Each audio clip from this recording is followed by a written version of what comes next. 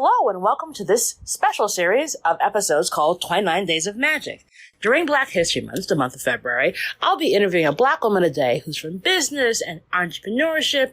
You name it, I'm going to have a chat with her. The idea for this is to show off the amazingness of Black women throughout various industries. I hope you take a listen, like, share, review, and be inspired by these incredible stories. Take a listen. Hello, and welcome to this episode of the Reset Podcast. I'm your host, Laura Munoz, CEO of the Culture of Communications Agency, D-Flash. Each episode, I bring a different person from business, entrepreneurship, who's doing just game-changing work. I am so excited to have Chana Ginelle Ewing, who's the founder and CEO of GEENIE, on the show. She has a phenomenal story. What she's doing around culture first marketing is so game changing, and it's going to be just a wonderful, insightfully packed episode. Take a listen. Hey, Yana, how are you? Hi there. Thanks for having me, Laura. Oh, of course. I'm psyched to have you on as part of our 29 Days of Magic series. Yes. And, the fun part about this is that I get to have so many amazing, dope Black women like yourself who are just going to come and tell me all kinds of amazing things. And so we just dive right in. So the first question still stays the same. And so what was your first job? Yes. So actually, my first job was in retail. I was a sales associate at the Gap way back in high school, and then went on to work at Banana Republic because the Gap and Banana Republic all under the same umbrella. But really started off, which is interesting. It's like a full circle moment that I actually just realized that now in retail again. But yeah, my very first job was in retail as a sales associate, and learning the perfect fold, which is the Gap way. Okay, you gotta tell us, how do you do the perfect fold? So it's basically their approach to I'd be curious if this is still true 25 years later or something, but it basically is the way in which the jeans are folded on the jean wall. They are all the corners are folded in, and they're perfectly aligned on the wall, and it just looks good to any of the customers that are walking around the store. And part of the lesson there is that the experience there was Gap really at that time in the 90s really believed in customer service and really believed in educating their sales associates in everything about the brand, and making sure that their sales associates really represented the brand well from the moment they even entered the store. This thing about customer service is so key. It's even now of course, now we're all online, that degree of level of service is so very important because, how people make you feel, you remember that. When people make you feel great, you love it. And when people make you feel bad, you always remember that. You're like, hence why I'm going back to that store or that experience. So, so key. And as you say, everyone who comes on the show, whatever job folks ever use as their example of what their first job was, it's fascinating to see how it correlates to where they are today. So similarly, it is just a thing. So that goes into my next question of so how'd you go from doing perfect fold to GEENIE? What was that road like? Well, that was a long road, a long, winding road. And I didn't actually think that I would return to retail, or that I would return to selling products, and that way. Actually, a lot of my career has really been based in storytelling. Initially, I thought that I wanted to work in film as a filmmaker, as a director. And so I studied media studies and African American studies as an undergrad. And when I graduated, I did everything from being a PA to script supervisor to directing a few short films in and around New York. But then got bit by the entrepreneurial bug after a layoff in 2009. I was working at McKinsey and Company as an EA in their media and entertainment practice. So it feels like I've always been circling around media and entertainment in some way, or around storytelling in some way. And so after that layoff, I sort of thought about what I might do next, because I had a little bit of an opportunity. Like, it was the first time in my life where I had like a severance package, and then I had like some, I could collect a little bit of unemployment. And so I felt like I had a little bit of breathing room to think about like what could I do, or what might I do when money wasn't the like primary motivation, when Driver. And I haven't been someone who's been, working part-time since I was a teenager in some ways or another. So I used that time to get on, like I started taking some classes around entrepreneurship. My first one was this thing called Ladies Who Launch, which I think still exists. It's like an entrepreneurial program that for women, and kind of teaches you how to build a brand. And then ultimately they ended up becoming my first client, because in that course, what I realized that I did really well was teach people how to tell stories. And at that time, everyone was like, oh, what is this thing called social media?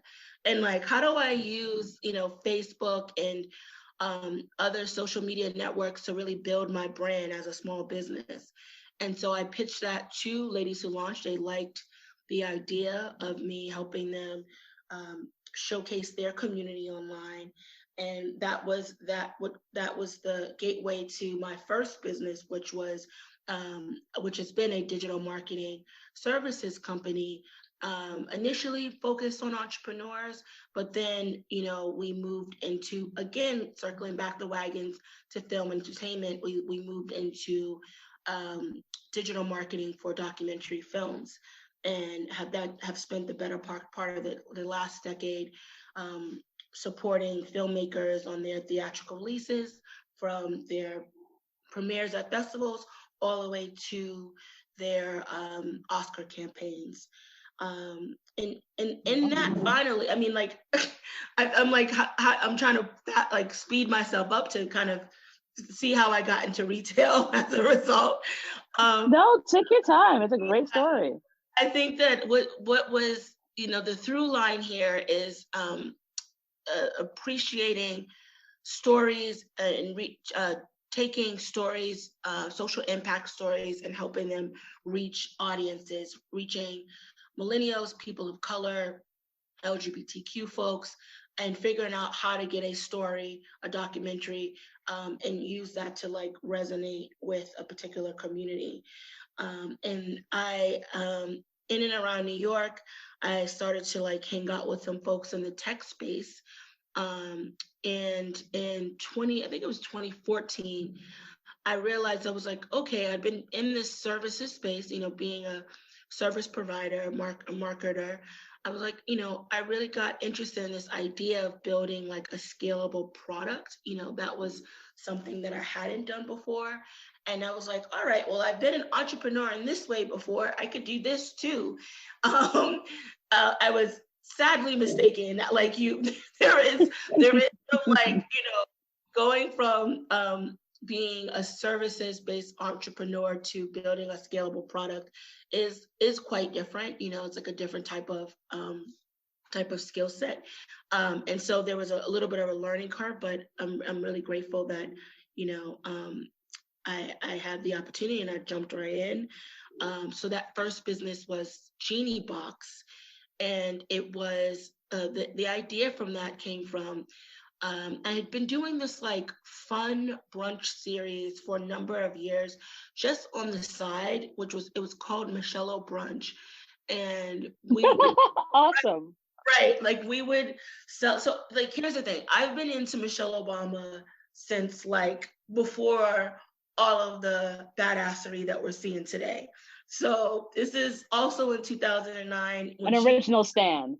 Yes, an original stand. Seriously, like, and 2009, she was ascending to the White House, and I was like, we need to celebrate this as a new Black woman on the global stage. And so had that first brunch, the Michelle O brunch, celebrating her leadership, bringing other Black women together, and then just kind of like did it on the side for a number of years, not at all trying to make any money out of it. Like we would charge people to attend, but it really just to cover our expenses.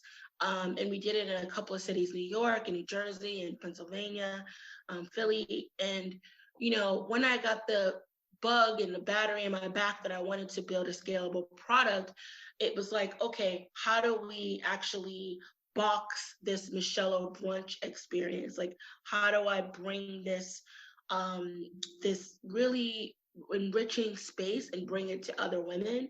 And so, you know, the idea there was that we were gonna box Black Girl Magic, and and that's the reason why it was called the Geeniebox, because it was about our magic, like magic of genies and our genius.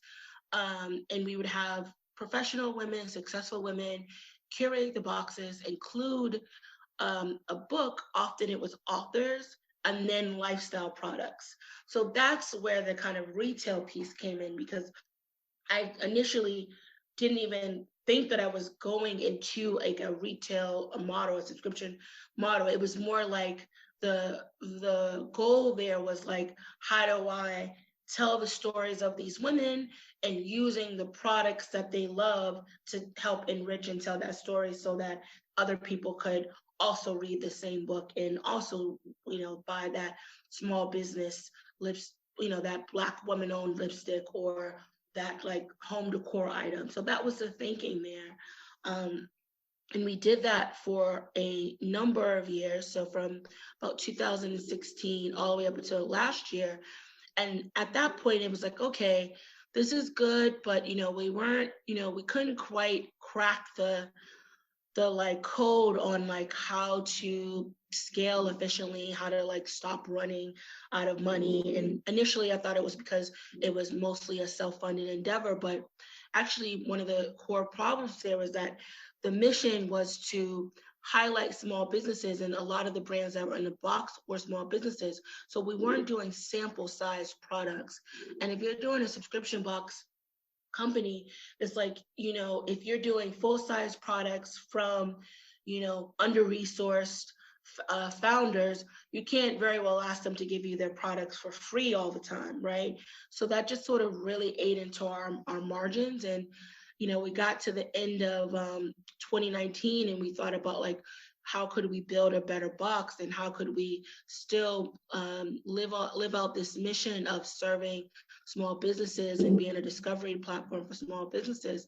And then the marketplace came into view, and GEENIE, this new complete, you know, which I thought was going to be like a slight pivot, you know, last year I thought like, oh, we're just kind of moving into a marketplace.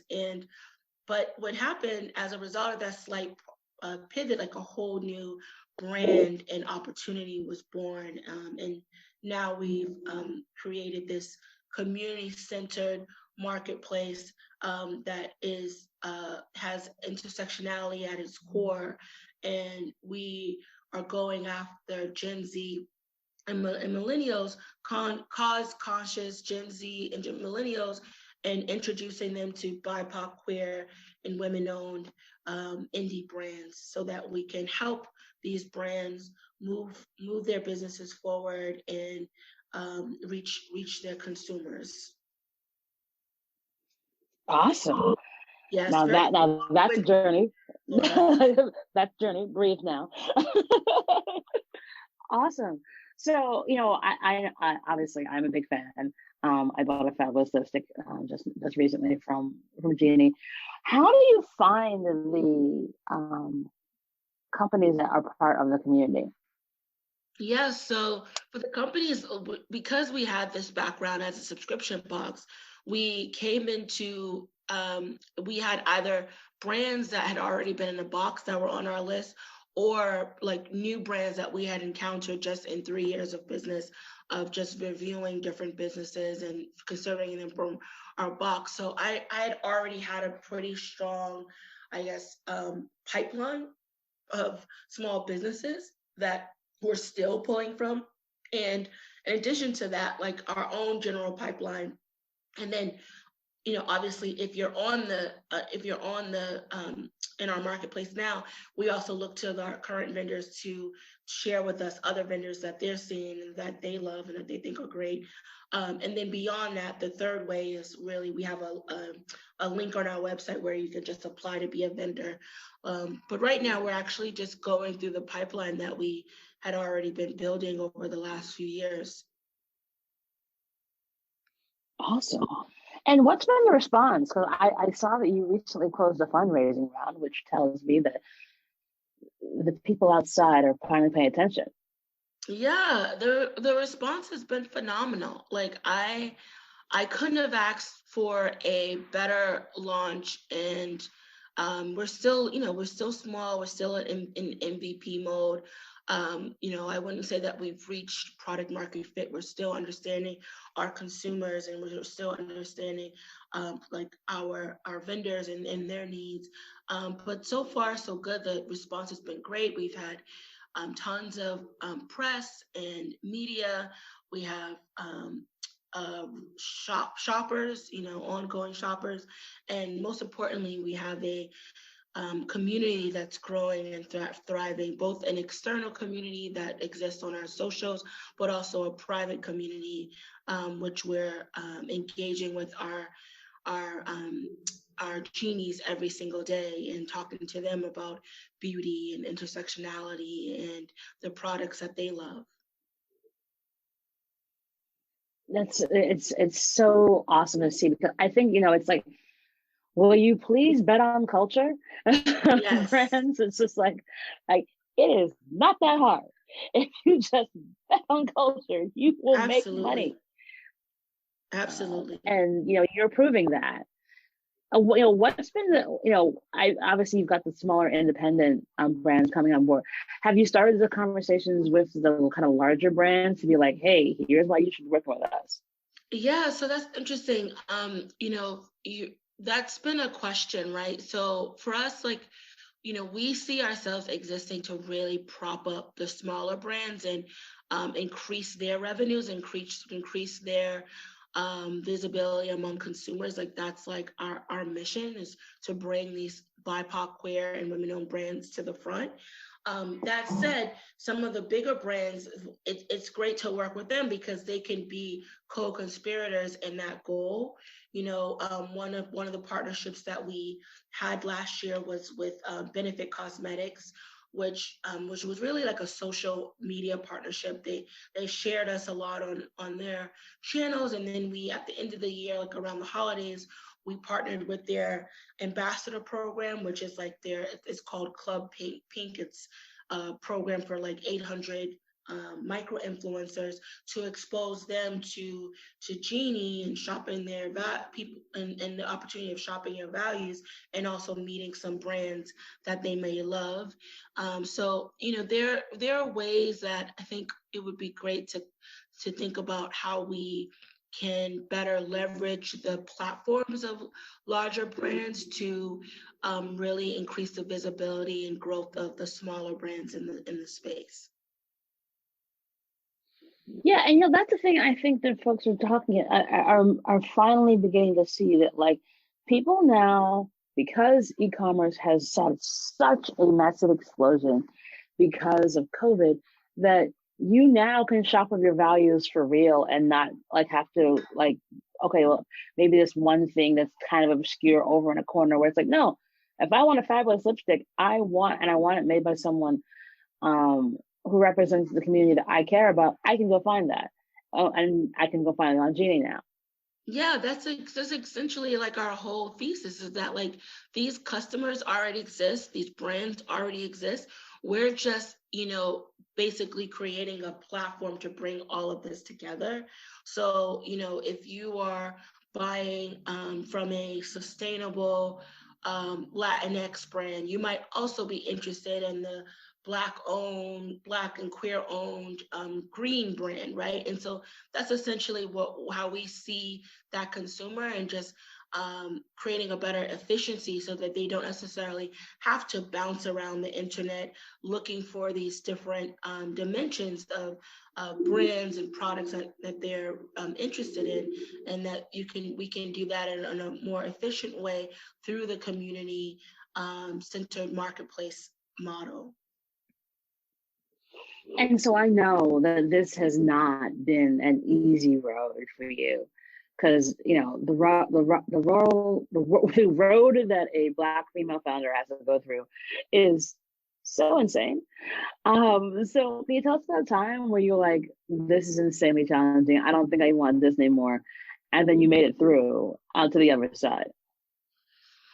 Yeah, I mean, I think really in that pivot from Geeniebox to Geenie, I mean, it was, we felt like, and we as a team, but just me in particular, felt really beat up by the, by the time we, had started to power down Geeniebox, and had been, in that business for 3 years, really super scrappy, having to work another business really to even fund that business, constantly, challenged with even having an operational and marketing budget. And so, it was just really, it was before this most recent moment with the national the national reckoning on race that we're in right now, right? So I think Geeniebox, if it launched today, perhaps it would have get more support from both consumers and also institutional investors, because now everyone is clamoring around this idea of supporting Black-owned businesses, and see All of a the, sudden, yeah, exactly. All of a sudden, we've been here, we've been doing this we've for, been here.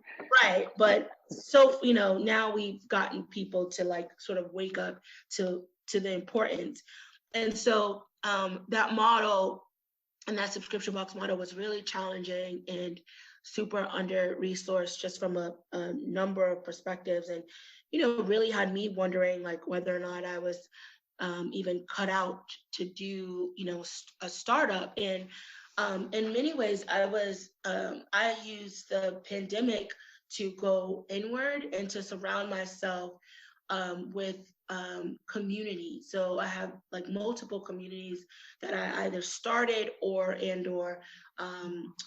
dug deep into, and enabled myself to like fill myself up with peers and self-love and family and all that good stuff at the top of the pandemic and the top of last year.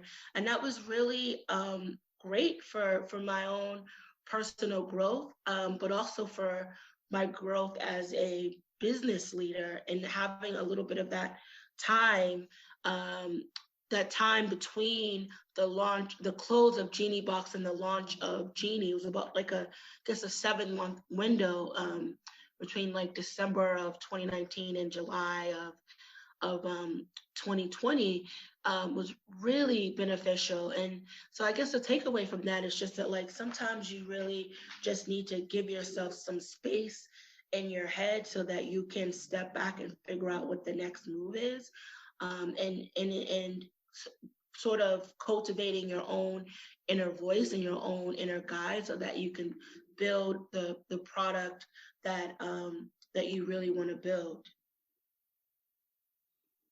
Yeah, it's so true. I think, a lot of us, especially Black female founders, during this time of the pandemic, really had to take a little stock on what are we doing, why are we doing this, how do we come through this in a way that's good for us. Same thing with my business. I mean, like, obviously we were 90% events, so we had to flip and do something else. And we're at a really amazing point now where, because I think similar to you, we stayed true to who we were. We dug into the people who were our stands forever, but also sort of broadened our horizons. And I think it gave us a lot of space to think out on other things that we could do and remember what our creativity was all about. Because like And the minute I saw Jeannie, I was like, of course. And it makes perfect sense. Like, yeah. And you're the right, you're the perfect person to do this because like, you know how to tell this story better than anybody else. Because you've been doing those boxes, like, you know where these companies are. Like, it's like no McKinsey study is going to tell you how to find these really amazing, Native American jewelry companies. Like, like that's, and I think that's the thing that's really impactful because it's like, find the people who know what the heck they're doing, fund them, Absolutely. and then get out of the way. Just get out of the way. Like, you Absolutely. got this. Absolutely. So it's awesome to see. So now that I also got another question. Like, so you actually also raised around, like, Mhm. how was that for you? Like, did folks come to you? Did you go do the whole pitch deck, song and dance, somewhere in between? Yeah, somewhere in between, actually. So, I knew that we were going to eventually have to raise. I was um, lucky enough that I had a little bit of funding just from my first business, so my film marketing company. So I had a little bit of money saved up from that, and that was what sort of kicked off our pivot in July. And so, but I knew that eventually, we would need to raise, and certainly we didn't have any money for like a robust marketing budget. But we leveraged we self-funded the initial few months, and in that process, like I talked to some VCs early on, and they were giving me the typical song and dance around being early and blah blah blah, and like some of the those stories aren't even worth telling, because I think a lot of us have heard the stories around Black women and raising. But then we got to the end of the year, so like right around November, and there was a woman that I had that is a part of a community that I'm a member of. She had reached out to me and sort of offhandedly was like, well, are you currently raising? If so, I'd be interested in investing in GEENIE at this like small dollar amount. And it was a small amount to her, but it was a meaningful amount to me. And in that email, like I kind of was like, okay, well, maybe I'm thinking about this wrong. And I need to refocus my gaze on individual investors, angel investors, and do a smaller, tighter round from angel investors and strategic partners, so folks who had tons of expertise in my space, but also, could cut a check into the business, so they wouldn't just be advisors. Do a small raise from them just to get us off the ground in 2021, and then later in the year we'll do that larger institutional round once we have a few more milestones that we'd like to reach in the first few quarters. And so that's what we did. Like, at the top of December, just spent the last month of the year just reaching out, sending emails and having conversations and one-on-ones with angel investors. And ultimately we landed with 11, and we were able to announce like on January 12th, the close of that round, to sync up with my speaking engagement at CES. And that was all quite intentionally done. A lot of these earlier rounds you don't necessarily always hear about, because they're smaller rounds. It's under 200K typically um, in the startup world. People are talking about, oh, we just raised $1 million, we just raised $4 million, right? So these big numbers that people come out with and they talk about.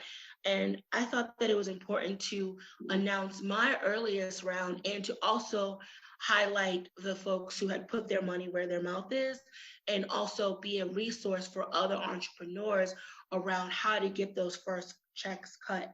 And that's exactly what's happened as a result.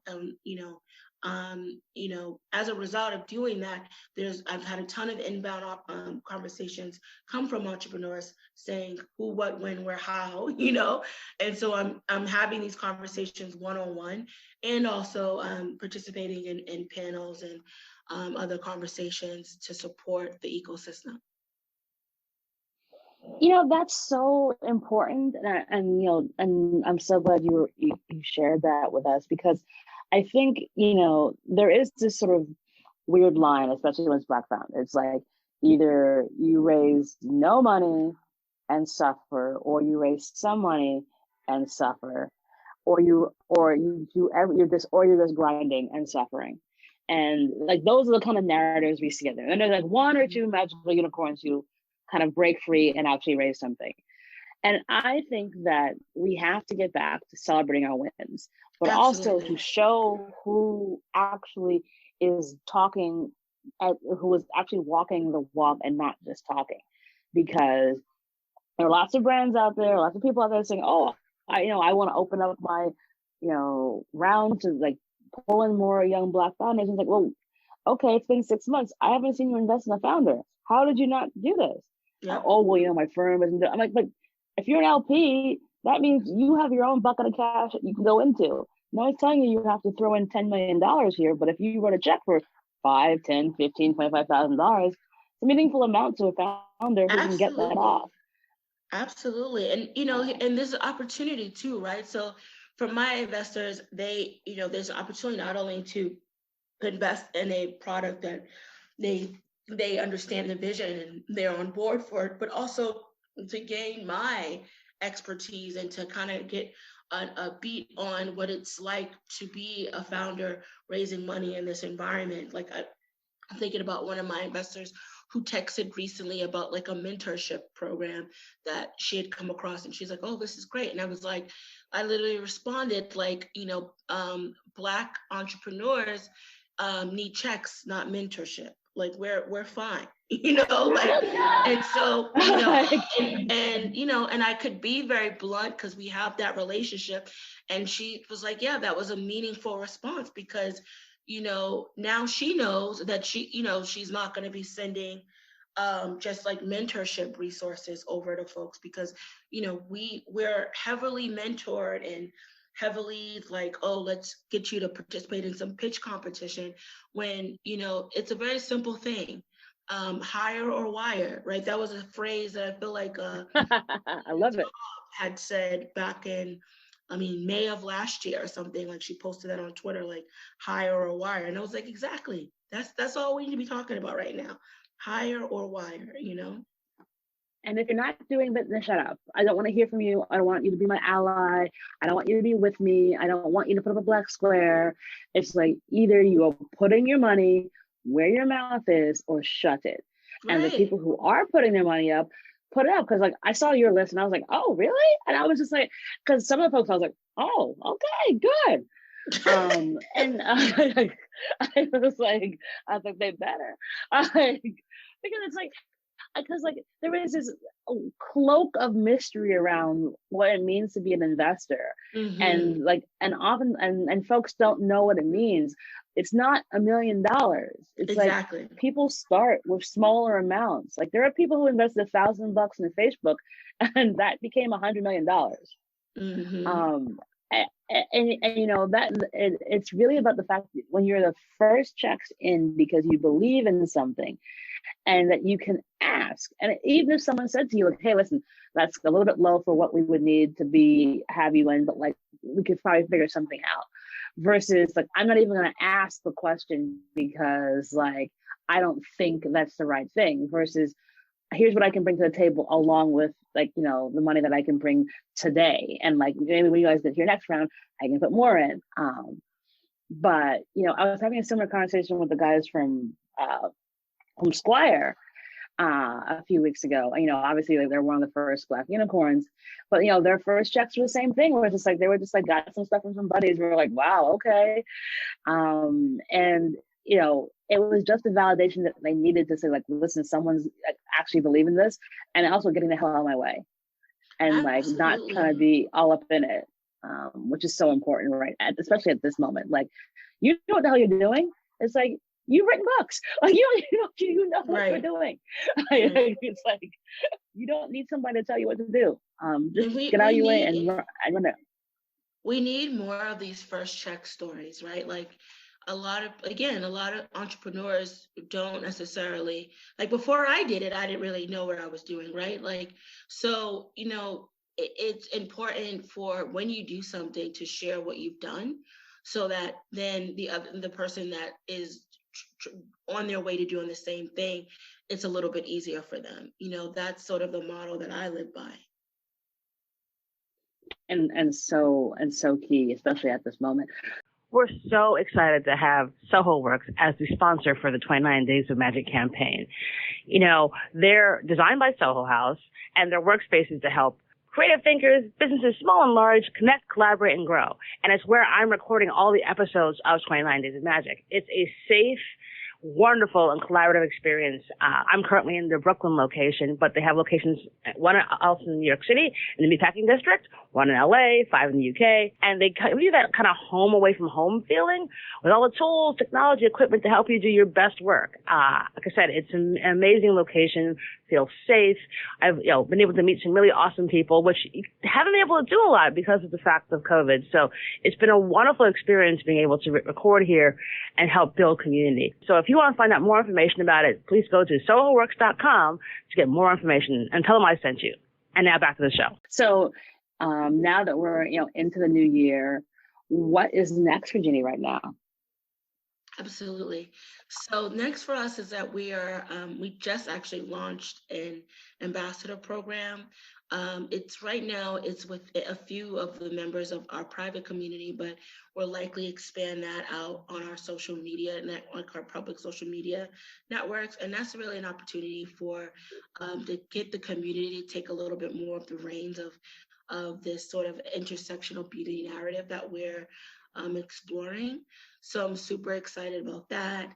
I'm also just like excited to be able to like pay people, like it feels really good, doesn't it? Yeah, like we're not at a place where we can have a salaried staff just yet, but soon come, but just be in a position to be able to pay contractors for their time and keep pay people on time. All these things are important, and while you're trying to grow a business.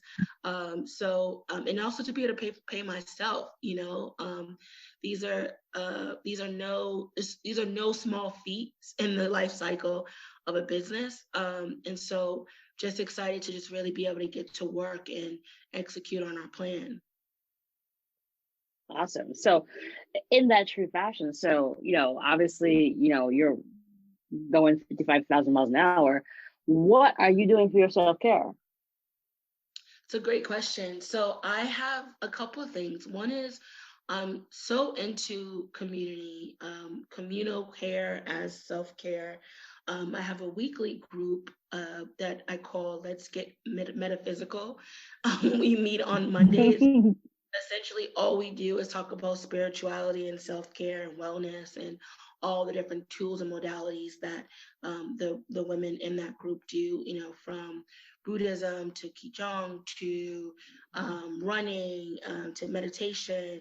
My personal things that I do is like really around meditation and then astrology. Actually, like I'm really a big astrology buff, and just from a hobbyist perspective, like I like thinking about how the planets line up and how they impact the story of your life. But also, like, I think it has really helped clarify for me, like, sort of my purpose and how I get to engage other human beings. So those are my two self-care pieces, the astrology and the meditation. Oh, astrology. So the astrology is the first for the show. So gotta ask. So do you do your own charts? Like, or do you go to an astrologer? Yeah. How do you approach it? Yeah, so I just this year I'm now doing free birth charts.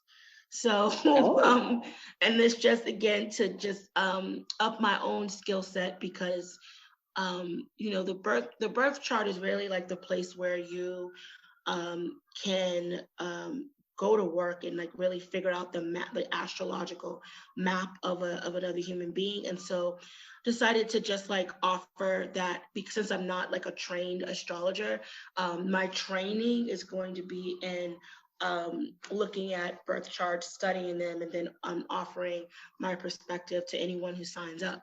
So I do those free birth charts on Sundays. If you, I don't know, if you have my Calendly, you'll see there's a catch up on Sundays tab, and that's where anybody could just slot in a birth chart reading with me. Oh, one, I'm signing up because I'm fascinated. Because I've gotten far more. Well, because here's the thing, it's one of those. It's actually an interesting thing. Like I similarly have kind of gotten more into this side of the universe over the last couple of years because just seeing and reading and like and looking at different things, I'm like, that kind of that tracks, that correlates. And you can't look at that and not go, oh, I want to know more about that. Or like this, that's literally why I do stuff like this. I was like, I'm a Pisces Aquarius cusp. And if you read what a Pisces and Aquarius person is, I am kind of both. It's like, I'm really nice to people. I can be really cold. It's like, but I also feel like, it is such an important aspect of sort of understanding yourself and helping you find your way. Because, 5 years ago, it was all about like the hustle, the hustle, the hustle, the hustle, and nothing about, okay, what makes sense for me? What can help me kind of see where the heck I'm going? And how do I breathe? And how do I find the path? And, astrology, archaic records, tarot cards, mediums, like, they've been around for centuries. So they've been around for centuries. Why would you not be at least a little bit curious to see what they say?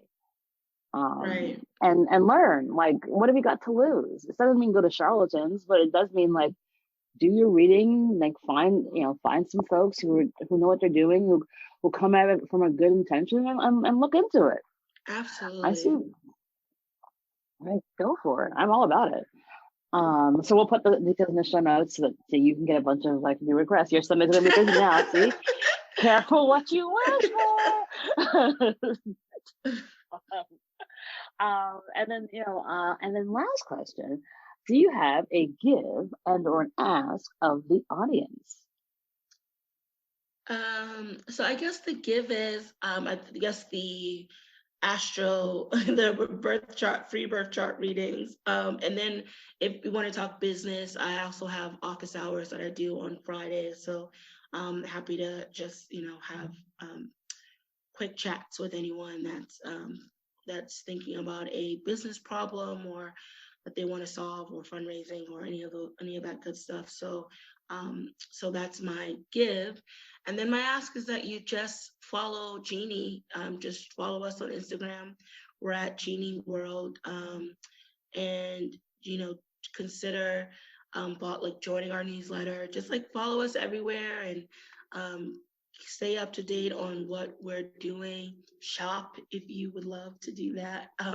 But at the very least, follow and join the conversation. Awesome. And I realized I forgot to ask you a question because you've done so much.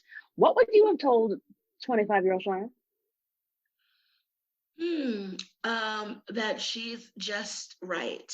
I think when you're 25, you could be a bit anxious and constantly thinking about like, are you doing the right things? Or, you're comparing yourself to others. I mean, you compare yourself to others at any age, but I think particularly in your 20s. So I would just say that you're just right and you're okay, and everything that you're doing is all a learning experience. So just keep on. I love it. Like, oh, Chana, it's so good to talk to you. Like, you're one of my favorites because I love the trajectory that you're on, and so I always remember keep laughing about the funny places we kept bumping into each other during a South by. I know, I know. You're here, like you're here. Right, right. We're like, oh God, what are we witnessing? So, but like it's just a joy to see that like you got the backing to help you soar because I just want to keep seeing you shine. And Thank you so we so will put much, all the Laura. details in the show notes. Of course, put all the details in the show notes to take you up on some astrology and some office hours and buy products. I love the lipsticks I bought from Genie World. Of course, my brain is fired, so I don't remember the names, but it's a beautiful burgundy. And they're just such good, smart, beautifully made products. And like you can buy with your values. It is not you're not sacrificing quality to buy with your values. So I encourage all of you to check out Genie World and these fabulous creators because you will not be disappointed. And so thank you, my darling, for joining me on the show and being part of 29 Days of Magic. Absolutely. Thank you so much, Laura. This has been an absolute pleasure. Awesome. And that is our show.